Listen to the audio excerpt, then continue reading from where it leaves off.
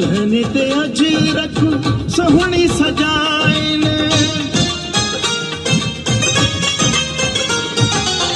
सोरह वाल जो पटको पाए दुल्हन ते अज रख सोहनी सजाइन मल मलाखड़ा